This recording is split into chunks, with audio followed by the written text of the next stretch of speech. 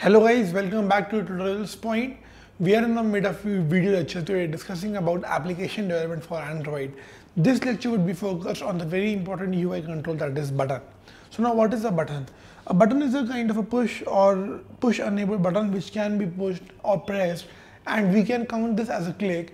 We can have an event on which whenever the button is clicked, we can get some work done in our activity file or in our Java file. So to define a button is a push button which can be pressed, clicked and by the user to perform a particular action. So let's see what are the common attributes for the button. So these are the four main common attributes. The first one being the ID. ID is a unique property or the unique name of the button. Second is the on click.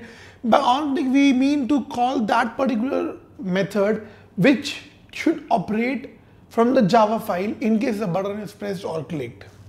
There is a drawable right. This states that which drawable to be drawn on the right of the text after the button. And then is a text, obviously the text which should be shown on the button. Now we would be exploring this property in detail in the practical session. Now let's have a look how a button can be pressed and how we can work on a button. So how to create a button? We have to follow the basic simple steps. We open our Android Studio, create an application and start using it. Then we have to use the main activity underscore XML. In this one, we have to add a button. We have to go to our activity file in Java and do the coding over here. After this, if we run the application, we should be able to see the result. So now let's quickly go to the activity underscore main.java and see how a button looks like. So if I drag and drop a button in my XML file, so this would be a button looking like. This would be enclosed somewhere in the layout. This is a text for the button. This is the ID for the button. This ID is very important for us because we would be using this ID in our Java file. So now let's see how we will be having this button used in our Java file when we make the object of the button and set the onClick method. So this is main activity.java. If you can see over here, here we have taken the three objects for button. To get started, what we have done is for button 1, that is the button on my screen, I have typecasted this button from the XML button using the method findViewById. After this, I have set the onClick listener on this button.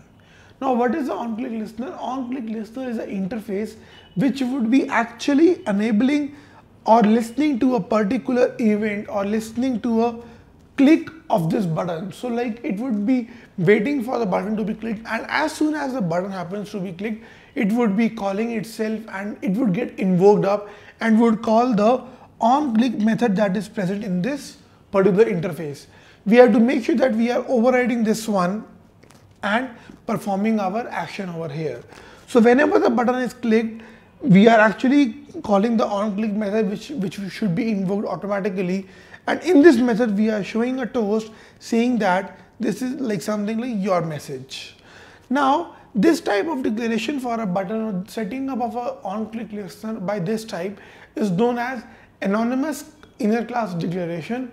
This would be as a part of the event handling when we discuss it, but as of now what we have to do is we have to create a button, find it using its ID from the XML, set a onClick listener on this button, and then in the onClick method perform the action that we want to perform for this particular button. After this, whatever, like you can perform any action, you can show a toast, say you can log in, you can even start or resume your game, you can even exit. So all these things, then whatever happens in the button is worked in the onClick method. So now what we have to do is we have to quickly go to our Android Studio, and from there we would be seeing how can we actually get a button and how do we actually use the button and set the onClick listener and work on the onClick method for that button. Hello guys, welcome back again. Now as we have already seen and studied about a button, so in this tutorial we would be seeing how a button actually works, like how can we take a button and what happens on the click of a button. So let's open up the project button demo that has been shared with you. Now in this, go to the project folder and in the layout click on activity_main.xml. So in the activity underscore main.xml, you are able to find the edit text which is asking to enter some value and a button. Now this button is having some properties like it's having a fixed width, fixed height. The ID is named as button. The text is button, or we can right click to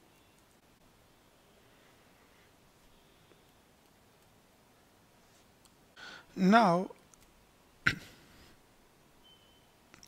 Now what we do is we actually go to our Java file. In the Java file, we go to our main activity.java, and in this folder we have made the object of a button. How? Button b1, then button find view by id r.id.button. What does this means actually? This means that we are making up a button and we are trying to find the button by its ID. As we know that the ID is already defined in the r.java file which we are having. Now we are defining a on-click listener on this button by b1.set on-click listener. Now on defining this on-click listener is a interface providing the methods that have been there in this on-click listener. You need not to worry about this on-click listener because we would be covering it separately in the event handler topic, where I would be taking you through this on-click listener and how do we have it, what are the views over here, and which methods are already there, and what are the other on-click listeners that we are having. After this, we quickly make up a edit text and we get the object of the edit text by r.id.edit text and save it into a ET. Then we write a toast which is being called on this particular class or on this particular activity. Then we have passed the message. The text in the edit text is, we have a functionality of a edit text by which we can get the text, and we are using that one typecast string or converting it to a string by using the toString method and are showing this particular toast for a long duration of time. So let's run this project and see what output we get on our phones or how we are able to see it.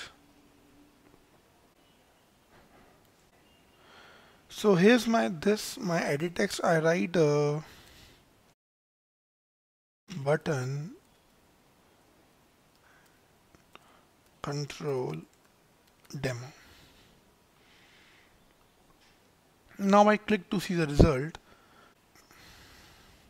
Now you are able to see that we are getting a toast which is saying the text in the edit text is button control demo. So this is happening on the click of a button, and other than this we have a property in which we can set a small background to this button. For that, let's get an image and let's then set it. Let me go to my finder and find the image, and I paste it into my drawables folder.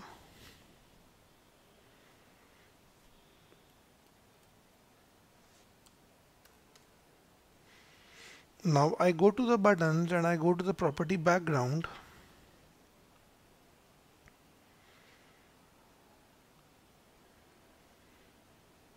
I use this image. Let me increase some size of the button. So now let me run it once again.